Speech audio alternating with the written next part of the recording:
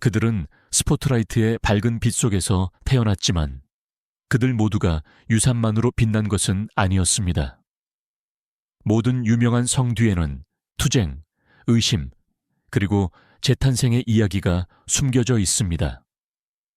이 아이들 중 일부는 카메라, 무대, 그리고 자신보다 더 큰 기대 속에서 성장했습니다.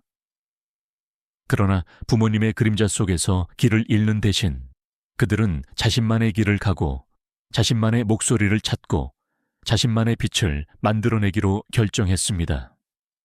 이것은 유산을 물려받았을 뿐만 아니라 그것을 재정의한 7 스타들의 이야기입니다. 진정한 위대함은 물려받는 것이 아니라 노력으로 얻는 것임을 증명한 예술가들입니다. 1. 빌리 아일리시. 빌리 아일리시는 때때로 그렇게 보이겠지만 무에서 유를 창조한 것이 아닙니다. 그녀의 속삭이는 목소리와 어두운 스타일이 팝의 세계를 바꾸기 훨씬 전. 로스앤젤레스에 있는 그녀의 집에는 토대를 마련한 여인이 있었습니다. 바로 그녀의 어머니 매기 베어드, 배우이자 음악가, 교사였습니다. 그녀의 집에서 음악은 교과목이 아니라 숨쉬는 공기와 같았습니다.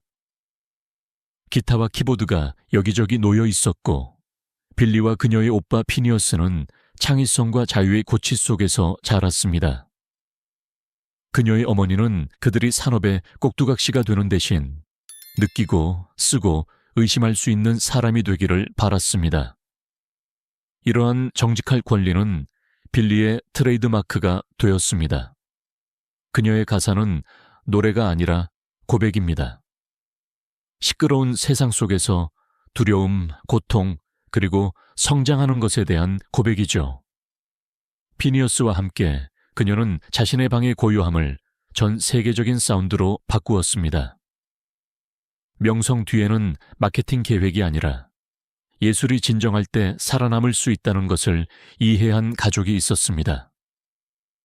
빌리 아일리시는 제국을 물려받은 것이 아니라 제국을 만들었습니다. 이 릴리 콜린스라는 이름 뒤에는 그보다 더 클 수 없는 그림자가 있습니다. 바로 한 세대의 목소리, 필 콜린스죠. 하지만 릴리 콜린스는 결코 누구의 딸이 되기를 원하지 않았습니다. 세상이 In the Air Tonight를 부를 때 그녀는 다른 무대, 다른 역할, 즉 누구의 유산도 아닌 자기 자신이 될 수 있는 역할들을 꿈꿨습니다. 어릴 적부터 그녀는 아버지의 드럼 대신 연기 수업에 매료되어 감정을 숨기는 것이 아니라 표현하는 법을 배웠습니다. 그녀의 돌파구는 섀도우 헌터스, 뼈의 도시였지만 진정한 승리는 그녀를 하룻밤 사이에 새로운 세대의 세계적인 얼굴로 만든 에밀리 파리의 가다였습니다. 그러나 무대 뒤에서 그녀는 단순한 배우 이상입니다. 그녀는 작가이며 자기 의심, 사랑, 취약성에 대해 용감하게 쓴 책 Unfiltered의 저자입니다. 릴리 콜린스는 강함이란 강경한 것이 아니라 열려있는 것임을 이해했습니다. 그녀의 경력은 스스로 빛날 수 있다면 성의 명성을 짊어질 필요가 없다는 증거입니다. 3. 제이미 리 커티스. 제이미 리 커티스는 황금 할리우드의 중심에서 태어났습니다. 그녀의 아버지 토니 커티스는 50년대의 우상이었고 어머니 자넷 리는 사이코의 전설적인 샤워 장면으로 불멸의 존재가 되었습니다. 많은 이들에게 짐이 되었을 가계도가 그녀에게는 원동력이 되었습니다. 할로윈으로 데뷔하며 그녀는 한 시대를 풍미한 스크림 퀸이 되었지만 제이미는 비명과 피 그 이상을 원했습니다. 그녀는 공포를 발판 삼아 두려움을 예술로, 고통을 에너지로 바꾸었습니다. 규율, 유머, 그리고 흔들리지 않는 노력으로 그녀는 수십 년간 지속될 기반을 쌓았고 결국 전설의 딸이 아닌 스스로 전설이 되어 오스카를 손에 쥐었습니다. 스크린 밖에서도 그녀는 같은 용기를 보여주었습니다. 그녀는 중독과의 싸움, 수치심 회복, 그리고 실패의 아름다움에 대해 솔직하게 이야기했습니다. 제이미 리 커티스는 진정한 괴물은 스크린에 숨어 있는 것이 아니라 자기 내면에 있다는 살아있는 증거입니다. 그리고 그녀는 진실로 그것을 물리쳤습니다. 4. 릴리 로즈 뎁. 릴리 로즈 뎁은 할리우드와 파리, 화려함과 우울함이라는 두 세계 사이에서 자랐습니다. 그녀의 아버지 존이 뎁은 미국 영화계의 영원한 수수께끼였고, 어머니 바네사 파라디는 프랑스의 우아한 목소리였습니다. 이들은 그녀를 음악, 영화, 신화로 가득 찬 세계 속에서 키웠습니다. 어릴 때부터 그녀는 자신의 행동이 아닌 이름 때문에 카메라의 초점이 되었습니다. 그러나 릴리 로즈는 성이 문을 열어줄 수는 있지만 그 문을 통과할 사람을 결정하는 것은 오직 재능뿐이라는 것을 일찍이 이해했습니다. 그녀는 아버지를 둘러싼 스캔들의 소음에서 멀리 떨어진 조용한 길을 택했습니다. 촬영 현장과 샤넬 런웨이 사이에서 그녀는 우아함과 절제미로 자신의 정체성을 만들어갔습니다. 더 댄서와 같은 영화에서 그녀는 도자기 같은 얼굴 뒤에 섬세하지만 흔들림 없는 깊이 있는 배우가 숨어 있음을 보여주었습니다. 그녀는 말을 아끼지만 무대에 설 때마다 모든 움직임이 표현이 되고 모든 침묵이 메시지가 됩니다. 명성이 시끄럽기를 원하는 시대에 릴리 로즈 뎁은 진정한 우아함이 절제 속에 있다는 것을 증명합니다. 5. 케이트 허드슨. 케이트 허드슨은 문자 그대로 스포트라이트 아래서 태어났습니다. 전설적인 배우 골디 혼과 음악가 빌 허드슨의 딸로 말이죠. 그러나 그녀는 명성이 자신의 노력으로 뒷받침되지 않으면 아무 의미 없다는 것을 일찍이 깨달았습니다. 많은 이들이 그녀를 단지 골디 혼의 딸로만 보았지만 그녀는 카리스마와 진정성으로 대중을 사로잡기로 결정했습니다. 그녀의 돌파구는 올모스트 페이머스에서 페니 레인 역을 맡아 영화계의 마음을 사로잡았을 때였습니다. 빛과 갈망으로 가득 찬 이 역할은 그녀에게 오스카 후보 지명을 안겨주었고 그녀의 이름을 어머니의 그림자에서 완전히 벗어나게 했습니다. 하지만 케이트는 배우 그 이상입니다.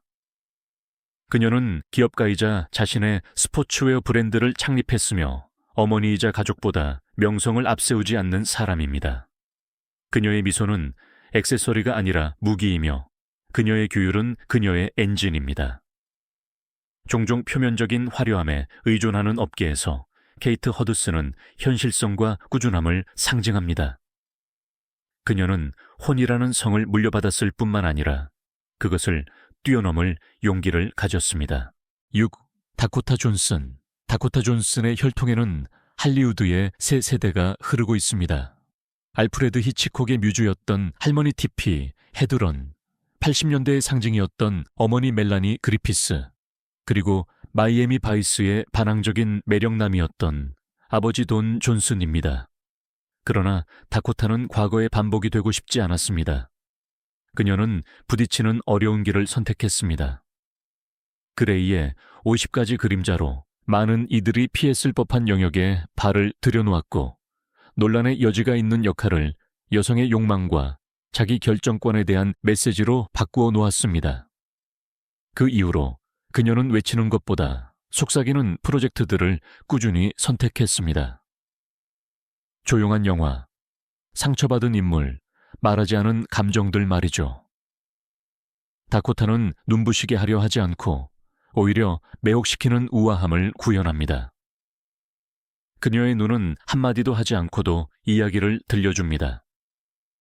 강함에 대한 이야기, 두려움에 대한 이야기, 그리고 자신을 새롭게 재창조하는 사람에 대한 이야기 말이죠. 스포트라이트 밖에서 그녀는 조용하고 거의 수줍어하는 편이지만 바로 그 절제 속에 그녀의 힘이 있습니다. 다코타 존슨은 가족의 유산을 이어받지 않고 오직 진실만이 남을 때까지 그것을 벗겨냈습니다. 7. 조이 크라비츠. 조이 크라비츠는 기타 리프와 영화 대본 사이에서 자랐습니다. 전설적인 레니 크라비츠와 신비로운 리사 보넷의 딸로 말이죠.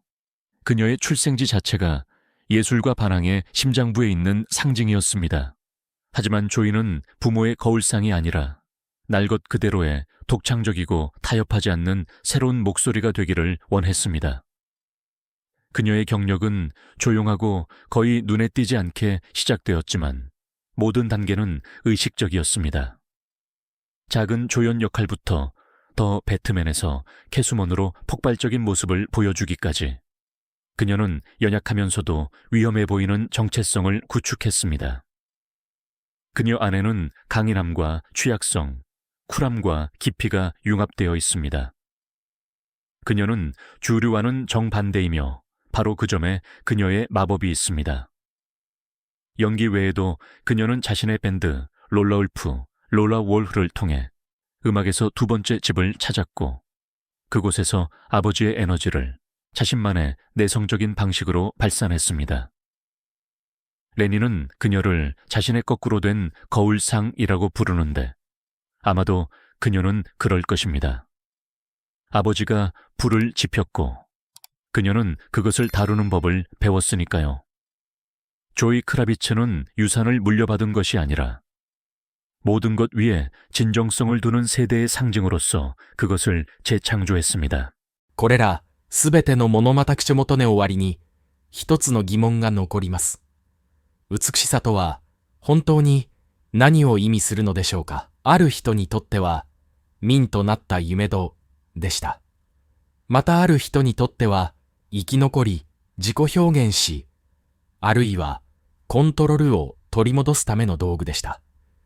ジョセリン・ワイルドスタインは課金の中で自分自身を使い、ミツキ・ロークは檻の中から叩かない抜き、アデルは自分自身を再発見し、ブリトニは球の下に自由を見つけ、ブアル・キルマは想像を決する自主体を禁忌伸び、クリステイナー・アギレラは痛みを芸術に変え、そしてドリ・パートンは真実因わしは一つない必要はないことを世界に試しました。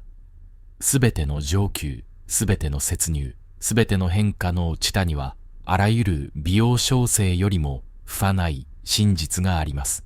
人間は美しさだけでなく、愛、聖人、そして自分自身との心の平和を求めているのです。